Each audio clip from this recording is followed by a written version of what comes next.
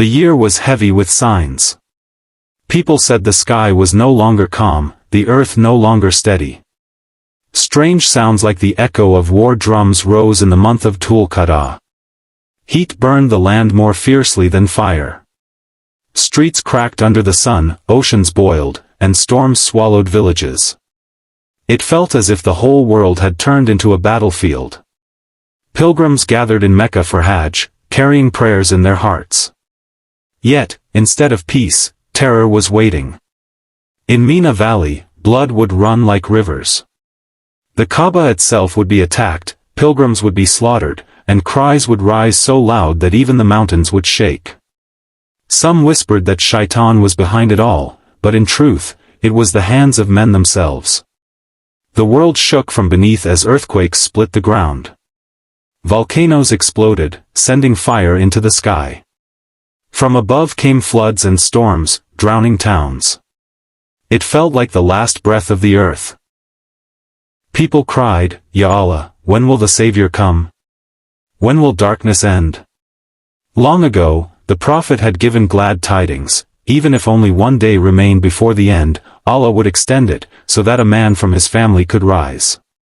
His name would be like the Prophet's name, his father's name like the Prophet's father. That man would be the Mahdi, the one guided by Allah.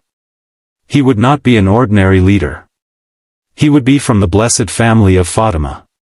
From the lines of Hassan and Hussein, his blood would carry both streams of nobility. He would heal broken hearts, crush tyrants, and bring back justice. Some called him Jabir, the one who mends. But where was he now? People whispered, has he been born already?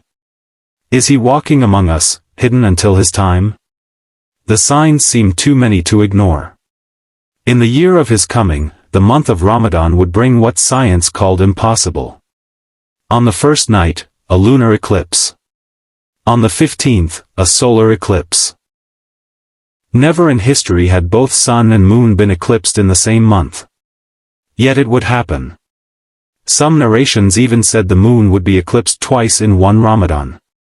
Scientists would deny it, but Allah can do all things.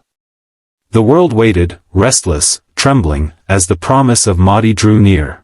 The Prophet had warned, Mahdi will not appear until disbelief spreads everywhere, until the rules of falsehood cover humanity. The people of that time would see it clearly. And indeed, oppression had become normal, justice was forgotten, hearts were darkened. Another sign was spoken of, the Euphrates River would split as if by a miracle, and beneath its bed a mountain of gold would rise. Crowds would rush to it, hungry for wealth, but the Prophet's warning was clear, do not touch it. For a war would break out over that gold, and out of every 100, 99 would die. The sky too would show its signs. A horn-shaped object would appear in both east and west, confusing all who saw it. Then a fire would burn across the heavens, glowing red for 3 or 7 nights. The sun would shine like blood, the earth covered in thick darkness. People would flee, believing the day of judgment had come. But the most powerful sign would be a voice. From the sky, a call would ring. The Mahdi is from the family of Muhammad, his right to lead is true. The call would shake the world, waking even those who slept. Yet another voice would rise from the earth, saying, the true leader belongs to the descendants of Abbas. This second call would be from Shaitan, a trick to confuse. But believers would know, the voice from the sky was from an angel. When Mahdi came, the earth itself would change. Treasures long hidden would rise, gold shining like tall pillars. But people's hearts would be filled not with greed but with richness of spirit. They would give instead of taking.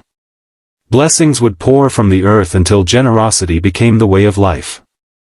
The Prophet had described the Mahdi, a man not tall, not short, with a clear forehead, a long nose fine and curved, eyebrows like bows, eyes deep and wide, lashes dark as if lined with coal. His skin would be dark, yet his face would shine like a star.